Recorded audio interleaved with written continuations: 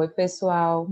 Bom dia, boa tarde, boa noite. Não sei que horas vocês vão conseguir assistir essa palestra, mas é com imenso orgulho que eu venho aqui falar com vocês sobre um tema que está bem alta, né, a judicialização da saúde, mas dentro desse meio também é importante que a gente trate da responsabilidade médica, né, já que a gente está falando aqui para profissionais da área da saúde, especificamente médicos recém-formados, que tem que ter um pouquinho mais de cuidado, a gente tem que ter, se aprofundar um pouco mais nesse tema, né, é um tema que não é visto na faculdade de medicina, apesar de já se andar aí no rumo de colocar essa parte que a gente chama de direito médico dentro do curso de vocês, né?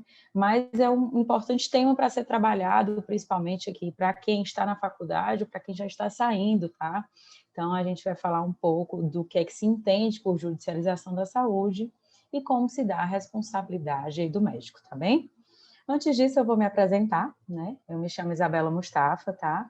Eu sou advogada, sou professora universitária, sou mestre e doutoranda em Direito Público, com ênfase nessa área da saúde. Fiz uma especialização em Direito Médico também, então, assim, é minha área que eu trabalho com muito amor, com muito carinho, né? Então, eu estou muito satisfeita em poder estar aqui falando para um número indeterminado de pessoas, né? Infelizmente, a gente não pode estar em contato para eu conhecer todo mundo. É bom que a gente estreite o laço, mas quem quiser me conhecer mais pode entrar aí no meu site. No final também da apresentação, eu deixo meus contatos, tá bom? Vamos falar aqui um pouquinho dessa primeira parte, né, na verdade, eu apresentei o tema, mas é importante que a gente entenda por que veio esse processo de judicialização da saúde, tá? Antigamente, e num passado não tão distante, a gente vinha de um processo de sacralização da medicina, tá? A medicina era algo sagrado, né? O médico era visto como detentor de todo conhecimento, e ao paciente restava dizer só amém, vamos dizer assim, para o que o médico dizia e tudo. E de uns anos para cá, eu digo de uns 50 anos para cá, a medicina evoluiu muito, tá? E a gente vem num processo aí de dessacralização da medicina, ou seja, ela deixa de ser algo sagrado demais, né? E passa-se por um processo de judicialização. E aí eu trago essa figura ao lado para vocês, que é a nossa figura da balança da justiça, tão conhecida no mundo do direito, tá? Essa balança da justiça, ela vem com o objetivo de equilibrar as partes, tá? Equilibrar o poder das partes. E aí, de um lado, a gente tem uma relação, que o que a jurisprudência prefere definir hoje, uma relação de não equiparidade de partes, tá? E aí o processo de judicialização vem para tentar equiparar essas partes. Que partes são essas? O médico, o paciente, o hospital, o paciente, o hospital e o médico, o paciente e o plano de saúde, o plano de saúde e o médico, o plano de saúde e o hospital. Então, sempre a gente vai ter essas partes, tá? E nesse processo de judicialização, a tentativa é de fazer justiça, ou seja, equiparando as partes, tá bom? E nesse processo de dessacralização da justiça, né, antigamente a gente tinha aqui todo o peso dado de um lado ao médico, né, e a vulnerabilidade, né, e a hipossuficiência de conhecimento, tudo do próprio paciente. Com o passar dos anos, né, onde a medicina, como eu disse, avançou e o acesso às informações das pessoas ficaram mais fáceis, né, a gente vem nesse processo na tentativa de que essa balancinha ela esteja o mais equilibrada possível. E é por isso que atualmente a jurisprudência entende que a relação médico-paciente se trata de uma relação de consumo. Tá? Essa é uma grande luta também, esse é um movimento que cada vez mais quem advoga para a área médica como eu, tenta ir contra esse movimento. Por que contra esse movimento? Porque se eu estou, de um lado, né, considerando a saúde como algo mercantil, ou seja, algo que pode ser objeto de troca, né, objeto de mercantilização, eu estou deixando de considerar o ponto fundamental, que é o direito à vida, né? E o direito à vida é algo inegociável. Então, assim, a gente tem, nesse entendimento jurisprudencial de que a relação médico-paciente é uma relação de consumo, ou seja, aplica-se o Código de Defesa do Consumidor, mas também vem toda uma outra vertente, né, para dizer que não é bem assim, tá? A gente pode aplicar algumas regras de Código de Defesa do Consumidor, mas a gente não pode esquecer que a nossa principal código, quando a gente fala aí de judicialização, é sim um Código Civil, tá certo? E para isso a gente vai ver uma série de nuances que vai ser importante a gente entender por que não se deve tratar também essa relação médico-paciente como uma relação de consumo, tá bom?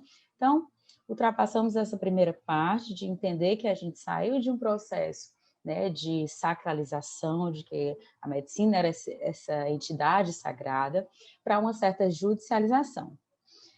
No Brasil também, a gente tende a ter um pouco mais de similaridade, né, vamos dizer assim, familiaridade com os Estados Unidos. Então, esse processo de judicialização da medicina, tá, ele é bem americanizado.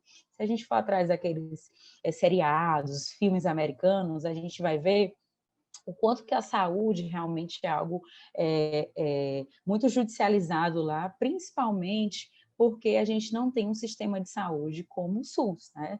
O SUS, vale a pena fazer esse adendo, que é o nosso Sistema Único de Saúde, é o único sistema único de saúde no mundo, tá? Nenhuma Constituição se propôs, como a nossa se propôs, a fazer da saúde um direito, um dever do Estado e um direito de todos. Então, realmente é uma proposta bem grande, né? A gente sabe dos problemas que tem, que temos com o SUS, mas a gente não pode deixar de levar em consideração que é o nosso grande patrimônio, tá? E para isso eu trago uma série de pontos relevantes que eu considero que também ajudaram, que incrementaram nesse processo de judicialização. O primeiro deles é as falhas estruturais do próprio sistema, né?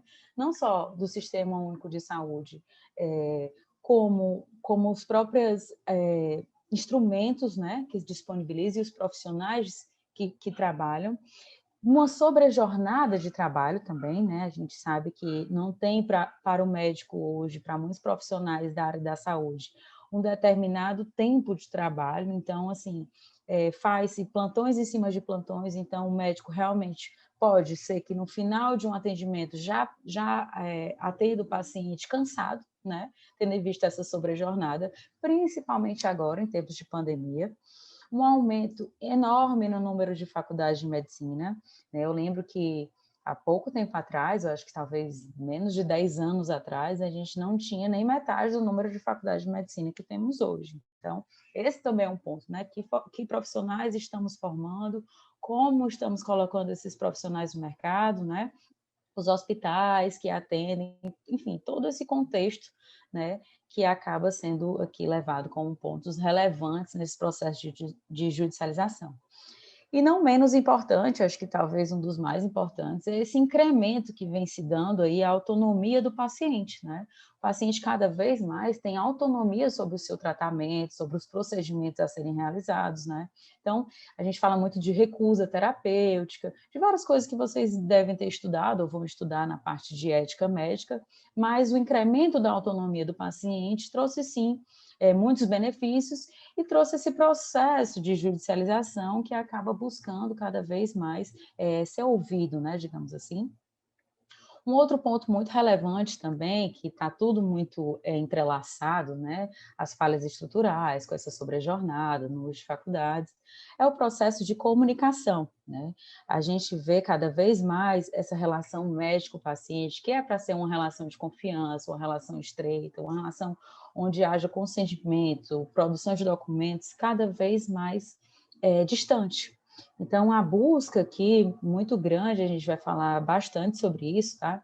É para todos os profissionais que principalmente trabalhem na área da saúde, que se preocupem com a comunicação, que tenham uma oitiva, uma escuta terapêutica, que saibam realmente trabalhar com seus pacientes, lidar com seus pacientes da forma mais humana possível. E uma coisa eu sempre digo, não adianta você ser muito técnico, você ser muito inteligente, muito estudioso, mas você não ser, antes de tudo, humano com o paciente, tá? Então, esse processo de comunicação também é um dos pontos Eu acredito até que o mais relevante, tá certo? Porque quando o médico tem uma boa relação com o paciente, é muito mais difícil que esse paciente judicialize qualquer processo contra o médico, tá certo? Então, muito cuidado aí, ponto fundamental, tá? Quem ficar aí depois com esse material e quiser sempre registrar, não deixem de se comunicar da melhor forma possível com o paciente de vocês. E aí, continuando desse processo de judicialização na medicina, tá? Quando a gente fala que o paciente vai judicializar o médico, o paciente vai judicializar o hospital em solidariedade com o médico, o que a gente vê, né? Qual é o primeiro ponto que não dá para esconder? É o afastamento das partes, né? E se a gente está numa relação de confiança, numa relação que exige esse tratamento próximo, essa confiança, se a gente vai falar em judicialização, primeiro a gente já vai ter aqui polos opostos, né? Então, quando a gente tem um polo de um lado e um polo contra o outro, eles buscando aí um resultado diferente, né? A gente já tem o afastamento das partes. E o que esse afastamento também já vai gerando? Primeiro ponto fundamental aí é a medicina defensiva. Já pensou o médico trabalhar hoje sempre pensando que pode ser judicializado? O que é que pode ocorrer?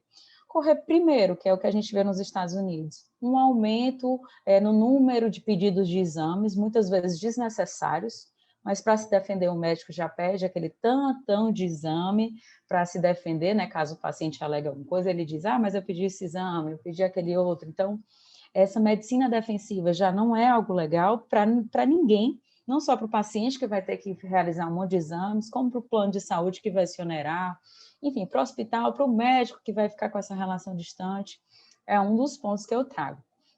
Escassez de determinadas especialidades, isso vocês vão entender no próximo slide por quê, tá? Tem nos Estados Unidos também algumas especialidades que cada vez mais estão ficando escassas, ou seja, algumas delas estão até tendendo a desaparecer, tá? Porque aquelas especialidades são tão judicializadas que as pessoas preferem não optar por aquela especialidade, tá? Então, algumas aventuras jurídicas também, bom, muitos pacientes me procuram e narram alguns casos em que eu já falo, olha, essa ação não tem condição de eu entrar. Então, a gente tem que ter muita sensibilidade do que é o bom direito. O direito daquela pessoa é bom, realmente, ele faz jus a entrar com a ação e ter direito àquele. Então, outro ponto também é muito cuidado com essas aventuras jurídicas, né? Porque num processo de judicialização, que a gente vê mais, cada vez mais profissionais no mercado dispostos a judicializar por qualquer coisa, e aí as coisas não são bem assim. Esse cuidado também é muito importante, tá? Para a gente não judicializar o que não for realmente um bom direito. E aí, voltando àquela parte que eu disse de escassez de algumas especialidades, né? A gente tem realmente um rol de especialidades médicas mais demandadas, tá? Isso aí foi tirado das últimas notícias desde 2017 para cá. Tá? A primeira especialidade mais demandada é a ginecologia e obstetrícia, sendo seguido pela traumato e ortopedia. Desculpa que está até ortopesia, né? Cirurgia geral, plástica e neuro, tá? Ou seja, muito, muito contrário do que muita gente pensa. Cirurgia plástica não está em primeiro lugar, tá? Apesar de que a gente tem uma relação aqui um pouquinho diferente, que a gente também vai tratar, e a anestesiologia, que também está nesse rol aí das especialidades mais demandadas. Mas eu estou falando isso aqui, pessoal, só para trazer a título de informação, tá? Não é para ninguém estar desistindo dessas especialidades, não, muito, muito pelo contrário, tá? Se são especialidades também mais demandadas, é porque também tem mais profissionais no mercado, porque a procura também está grande, né? Mas tem um motivo de ser de cada uma delas, tá bom? O que a gente pede é que, principalmente nessas especialidades, bem como todas as outras, vamos ter cuidado que a gente falou no comecinho também sobre a comunicação, tá bom? Exemplos aqui, por exemplo, na ginecologia, que a gente vê muito, tá? A gente está diante muitas vezes de uma mãe, né? Quando tem obstetrícia também, né? Em que está ali o filho em questão, então é algo muito importante, às vezes o erro quanto ao sexo, vários detalhes que são bem importantes, ao contrário também do que muita gente pensa, a cirurgia cesariana, ela não é uma cirurgia tão simples, então a gente passou por um processo também que eu chamo de violência obstétrica, tá? Onde a gente vê os pacientes cada vez mais sendo induzidos a fazer a cesárea. Então, isso aí também é uma discussão bem grande que vale a pena uma reflexão e uma leitura. A traumato-ortopedia, quando eu falo, a gente fala muito do pós-operatório, sabe? As recomendações dadas para o paciente. Então, volta aquela história da comunicação, né? Muito cuidado com as recomendações, deixem tudo anotado. É muito importante, sim, o TCLE, né? O termo de consentimento livre e esclarecido. É muito importante também que ele seja algo feito manualmente, artesanalmente, específico para cada cirurgia, tá? E não um TCLE genérico, é muito importante. A cirurgia geral e a cirurgia plástica e neuro, posso dar vários exemplos, por exemplo, de cirurgia plástica, né? O que a gente vê quando alguma cirurgia não dá certo nas grandes redes sociais, aí na televisão, né? Aparece sim. E a anestésio aí, como eu falei, tá? Então, essas são as especialidades mais demandadas. E aí, quando a gente fala de responsabilidade, né? A gente vai falar de responsabilidade do médico agora, a gente tem pelo menos 3 responsabilidades que são essenciais, tá? Primeiro, a responsabilidade ética, que é aquela responsabilidade frente aos conselhos regionais de medicina, certo? Por exemplo, aqui no estado do Ceará, o CREMEC. Né? Então, primeira responsabilidade ética. A responsabilidade civil, que é aquela responsabilidade onde o paciente vai exigir algum valor a título de indenização, seja por danos morais, materiais ou ainda estéticos, tá? E a responsabilidade, não menos importante, mas em última ratio, né, que a gente chama, em última esfera, a responsabilidade penal, tá? Quando causa aí uma lesão corporal ao paciente ou morte. Essas 3 esferas, tá? De responsabilidade, tanto ética, civil como penal, elas não, ao contrário do que pode alguém pensar que é um globo e a resposta é a mesma para todas, não é. Elas são esferas específicas e para cada uma delas a gente tem uma resposta também específica, tá certo? Por exemplo, a responsabilidade ética frente aos conselhos. Pode ser que o médico tenha, sim, a cassação do seu CRM, né? Na responsabilidade civil, a gente já está falando aí de indenização pecuniária, né? E na responsabilidade penal, a gente está falando do direito à liberdade, né? O direito de ir e vir do cidadão. Então, pode ser sim que ele tenha uma pena não só restritiva de direitos, né? Como restritiva de liberdade, tá? Então, há casos sim, bom, muitos deles bem falados agora também, em época de pandemia, tá? Como muitos médicos que estavam prescrevendo, né? Fazendo atestados, na verdade, tá? Para pessoas que não tinham comorbidade, com o objetivo que essas pessoas entrassem logo na fila aí da vacina contra a Covid-19. Então, muito cuidado com alguns procedimentos éticos, tá certo? Porque isso pode ter, sim, implicações tanto éticas como civil, como inclusive penal, tá bom? Então, essas 3 responsabilidades, e a gente vai focar em uma delas, que é a responsabilidade civil, tá certo? Porque quando a gente tem em mente a responsabilidade civil, as outras fica mais fácil de se compreender, e a responsabilidade num todo, ela tem um único entendimento, que é esse que a gente vai estudar. Mas antes que a gente entre também na responsabilidade civil, eu quero conversar com vocês sobre direito médico. O que é direito médico? Qual é a natureza jurídica disso? Quando eu falo que eu trabalho com direito médico, muita gente me pergunta, mas como assim? Então, é só quando o médico comete erro? Não, tá, gente? O direito médico é um conjunto de normas jurídicas que regulam a profissão médica, que regula os hospitais, que regula os planos de saúde. Então, não necessariamente, quando eu falo de direito médico, eu estou falando de erro médico, tá certo?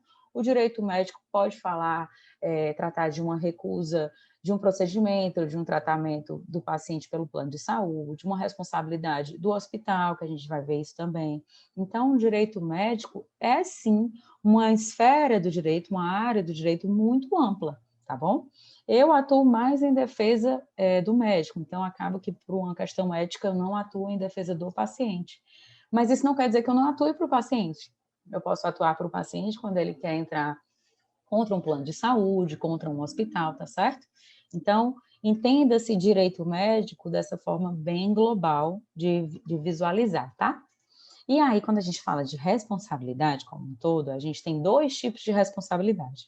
A responsabilidade subjetiva e a responsabilidade objetiva. Vou explicar para vocês bem direitinho do que se trata a responsabilidade objetiva, tá? Quando a gente fala primeiro de responsabilidade, a gente sempre tem no entorno, para alegar a responsabilidade de um ente, três coisas. O ato cometido, tá? O ato ilícito cometido, né? Que ilicitude é aquele ato que não foi, que lesou um bem jurídico, tá? Que lesou, no caso, o bem jurídico, a vida, que lesou o paciente. O dano, ou seja, houve um ato, houve um dano. E o mais importante é esse final, é um nexo, tá? De conduta. Tem que haver um nexo entre o ato ilícito cometido e o dano. Havendo esse nexo, tá? A gente pode falar em responsabilidade. Vamos falar primeiro aqui do que seria o ato ilícito, tá? O ato ilícito nada mais é do que a infração ao dever legal de não lesar outrem, de não lesar outra pessoa. Então, quando eu ajo, né, dentro do exercício da minha profissão, eu vou agir com o intuito de não lesar outra pessoa, certo? Mas caso isso aconteça, tá bom? Pode ser que eu tenha cometido um ato ilícito. O dano, que dano é esse que eu posso gerar ao meu paciente? Um dano moral, um dano material, um dano estético, tá? Que nexo causal? Como é que eu vou estudar um nexo causal aqui quando eu estou em vista do ato ilícito cometido e do dano? Nada mais é o nexo que a relação entre a causa e o efeito entre uma conduta e um resultado, tá? Então, será que nessa conduta do médico, né, houve entre o ato ilícito e o dano, o resultado foi gerado por essa conduta, tá? E aí, no primeiro momento, a gente tem aqui responsabilidade objetiva. E a gente fala do responsabilidade objetiva não para o médico, e sim para o hospital, tá? Então, quando a gente está diante do hospital, que aí sim a gente pode falar que o hospital com o paciente, temos aí uma relação de consumo, né? O paciente contratou aquele hospital, tá certo? Quando um hospital, por exemplo, perde o exame de um paciente, tá certo? Se o hospital perdeu o exame de um paciente, ele cometeu um dano moral ao paciente, tá certo? E aí, aquela conduta, né, do hospital de perder aquele documento, né, gerou um dano ao paciente. E nesse nexo de conduta entre o ato de perder o objeto, né, e o dano cometido, vai gerar aí o dever de indenizar. E como é que se dá essa responsabilidade objetiva? Essa responsabilidade objetiva se dá de forma direta. O que é isso? Basta que o paciente, tá, prove que houve o ato ilícito, que houve o dano e o nexo causal, que aí o hospital, no caso, já vai ter que responder objetivamente, quer dizer, ele não vai ter que se argumentar contra as acusações do paciente, tá? Muito conhecido também como responsabilidade objetiva, que a gente pode pensar agora em relação a voo, né? É a responsabilidade das companhias aéreas. Vamos supor, se a companhia aérea cancela um voo, tá certo? Ela gerou um dano para aquele cliente, né? Para aquele passageiro. Então, a conduta, né, de cancelar o voo sem um prévio aviso ao passageiro gerou um dano. Então, não adianta ela alegar que é porque houve uma mudança na malha aérea, não adianta a empresa alegar que enfim, outras coisas que podem acontecer, overbooking, como acontece, tá? Que aí ela vai ter a responsabilidade objetiva, ou seja, ela vai ter que responder sim pelo ato ilícito cometido, tá certo? Já quando eu estou diante da responsabilidade subjetiva, que é a responsabilidade do médico, então, se você é médico, a responsabilidade sua é subjetiva, tem um ponto muito importante aqui quando a gente fala de responsabilidade subjetiva, que é a presença da culpa, tá? Que é culpa? É o comportamento humano voluntário, seja de ação ou omissão, ou seja, algo que eu fiz ou algo que eu deixei de fazer. Então, um paciente pode entrar com uma ação contra o médico, mas o médico vai ter que provar que agiu com culpa, ou seja, ele agiu realmente com esse comportamento voluntário de ação ou omissão. E a gente vai ter o quê? O padrão de conduta do médico, tá? Que vai ser analisado se ele agiu, né, com uma medicina baseada em evidências e deontologia médica, se houve realmente uma adequação da conduta daquele médico, o médico agiu de forma adequada. Sendo que, se o médico não agiu de forma adequada, a gente vai ver, analisar se gerou um dano. Que dano é esse que a conduta do médico pode gerar? Morte ao paciente, dano estético ao paciente, necessidade de que ele faça uma nova cirurgia, a perda de um órgão ou a função de um organismo, tá? Então, tudo isso são possibilidades de danos, né, cometidos ao paciente. E quando a gente fala daquela perguntinha de nexo causal, né, o nexo de causalidade, basta a gente fazer o seguinte questionamento: se eu retirar a conduta do médico, né, se eu retirar a conduta, deixaria de ocorrer o dano? Tá? Então, muitas vezes, a conduta do médico, ele agiu dentro dos padrões de conduta, ele agiu com a medicina baseada em evidências, com a deontologia médica de forma adequada, mas ainda assim gerou a morte do paciente, certo? Então, não necessariamente o médico vai responder por aquilo. Por quê? Porque eu preciso saber se houve o nexo causal, ou seja, se eu tirar aquela conduta do médico, ainda assim o paciente iria morrer, então a gente já tem aí que realmente analisar essa responsabilidade subjetiva, ou seja, analisar a culpa do médico, tá bom? Então, necessidade de nova cirurgia, por exemplo, um ortopedista fez uma cirurgia, mas ele já deixou claro que o paciente necessitaria de uma nova cirurgia, e aí o paciente entra com uma ação contra o médico, dizendo que ele fez uma cirurgia, mas precisou realizar outra, e aí o médico vai ter que provar, tá, que houve sim adequação da conduta, que não só seria necessário uma outra cirurgia, como ele já alertou o paciente que essa nova cirurgia precisaria ocorrer, tá bom? Então, pergunta fundamental é, mais uma vez, se eu retirar a minha conduta, deixa de ocorrer o dano ou não? Então, toda vez que você estiver diante de alguma relação com o seu paciente, tem visto sempre essa perguntinha básica, tá certo? Aí a gente também tem alguns pressupostos da responsabilidade médica, tá? Quando a gente fala de culpa, tá? A gente tem visto esses 3 pontos: negligência, imprudência ou imperícia. Nesse caso, vai ser analisado se o médico agiu com negligência, com imprudência ou imperícia. Mas, professora, são todos os conceitos têm a mesma fundamentação? Não, tá? A negligência é quando o médico faz menos do que deveria fazer. Ele foi negligente com o paciente. Isso está ocorrendo muito, por exemplo, com o dever de informação, tá certo? Cada vez mais o paciente quer ser informado. Então, se o médico também muitas vezes for negligente, tá, de dizer, de informar o paciente, tá, o que vai precisar ser feito, as condutas a serem adotadas, a gente pode falar de que ele também agiu com culpa diante daquele resultado do paciente. Por quê? Porque o médico, na negligência, fez menos do que deveria fazer, tá? Quando a gente fala de imprudência, aí já tem um outro ponto, é onde quando o médico faz mais do que deveria.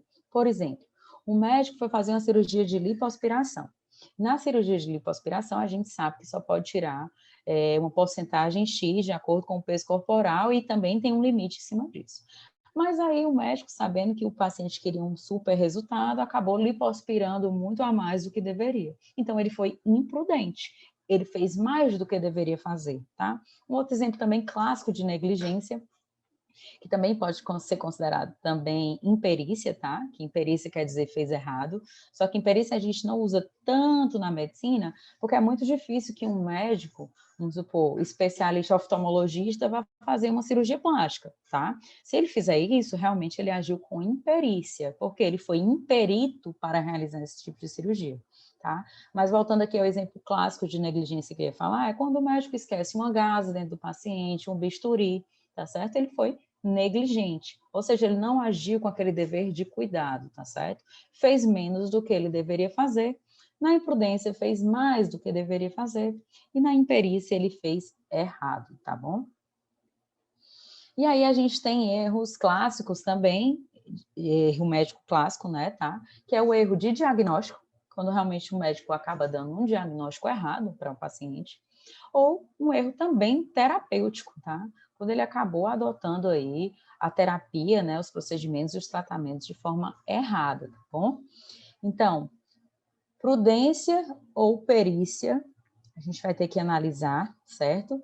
Se aquele médico agiu de forma sem ser culposa, né? Ou seja, sem ser negligente, imprudente ou imperito, tá certo? E vamos pensar também se esse médico que agiu dessa forma, para a gente ser considerado ou não erro médico, a gente tem que analisar em comum um médico em igual situação e em igual tempo do fato. Por que isso? Porque eu não posso estar com a ação que está correndo há 20 anos, tá? Comparar a atitude de um médico que realiza uma cirurgia, vamos supor, uma cirurgia oftalmológica de correção de miopia, tá certo? Hoje a gente tem muito mais tecnologia do que há 20, 30 anos atrás. Então, toda vez que eu analisar a conduta do médico, eu tenho que analisar com prudência ou perícia comuns de outros médicos, tá? Que agiram em situação parecida, igual, e no tempo do fato, né? Eu tenho que analisar aquela conduta como se fosse realmente cometida há 10 anos atrás, né? Há 20 anos atrás, há 30 anos atrás, né? Então, eu não posso comparar, vamos supor, um tratamento oncológico que foi feito há 30 anos atrás com os tratamentos oncológicos que são feitos hoje, tá? Então, não cabe aí ao paciente também alegar isso, que o médico poderia ter feito um outro tipo de tratamento ou realizado outro tipo de procedimento, tá bom?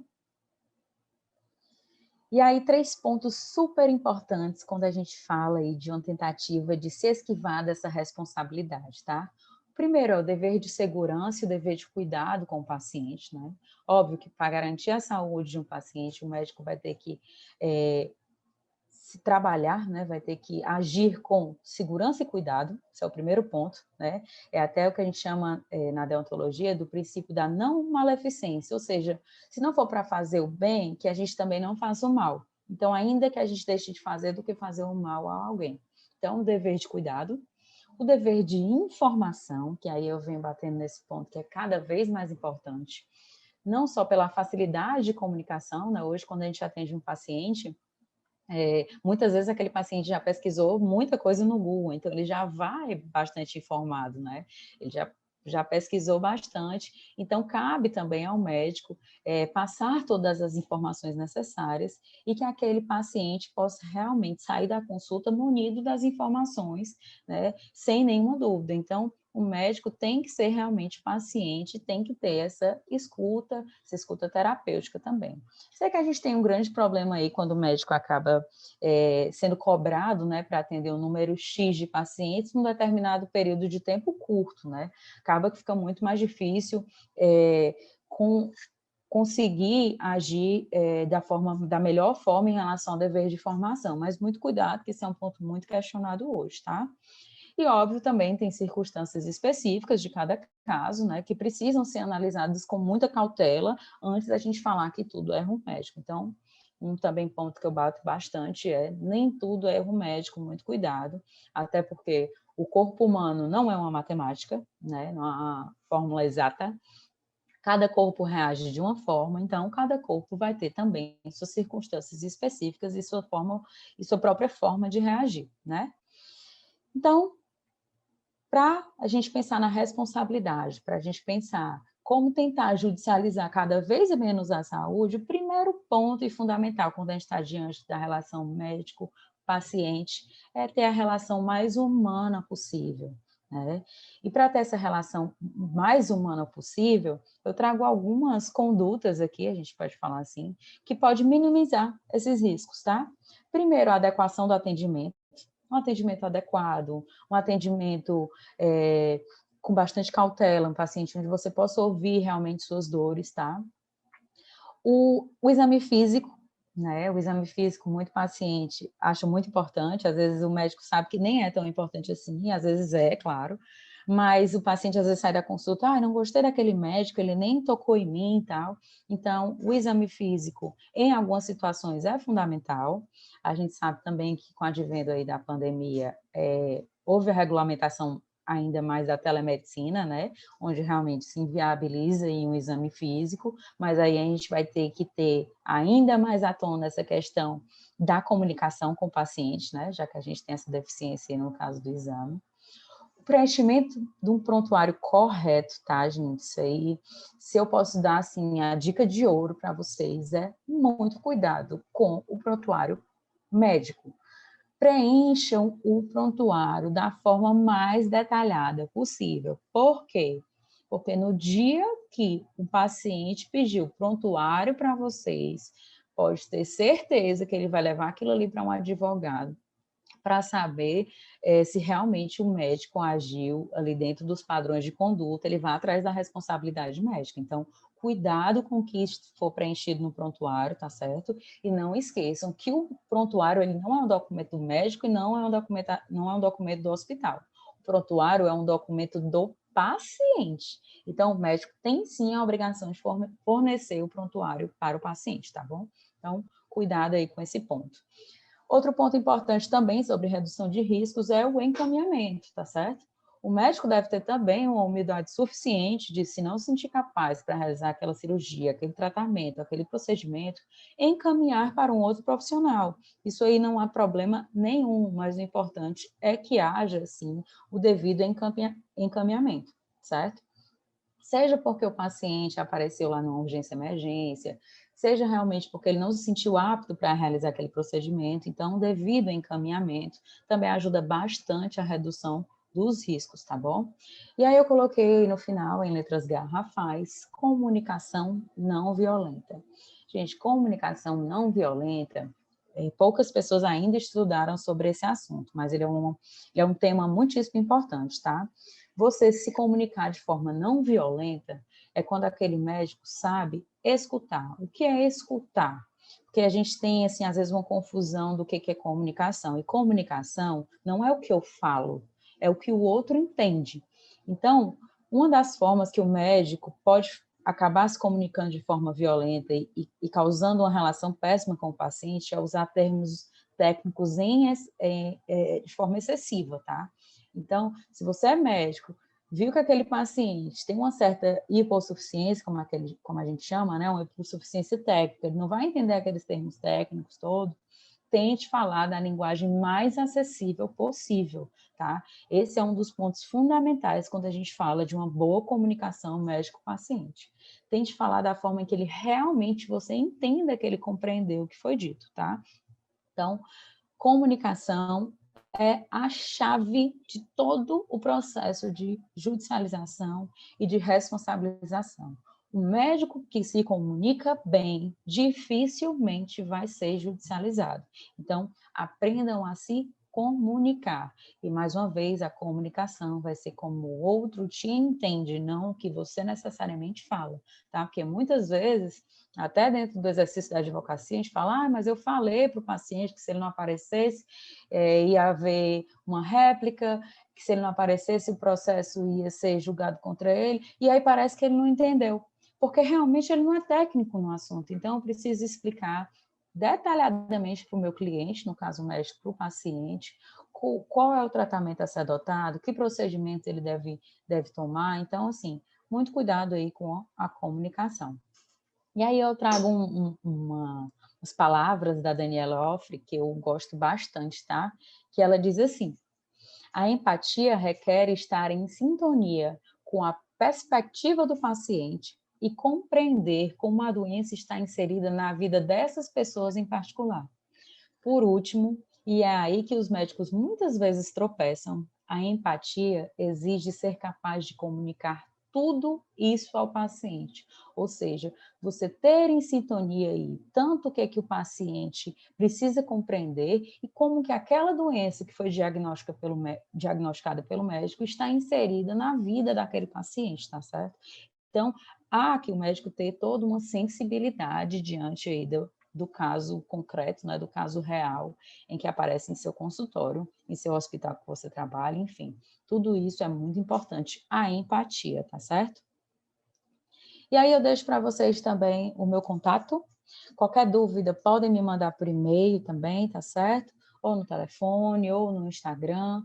Fiquem super à vontade para fazer qualquer pergunta. E lá também é um meio de comunicação que eu utilizo com bastante frequência para trazer sempre informações e notícias atuais para que vocês se mantenham informados e possam cada vez mais saber como se proteger. E é isso, uma boa noite, um bom dia e uma boa tarde para todo mundo. Boas palestras, continuem sempre estudando, é super importante que a gente não pare de estudar, tá? Em nenhum momento da vida, a gente precisa estar sempre se atualizando e contem comigo.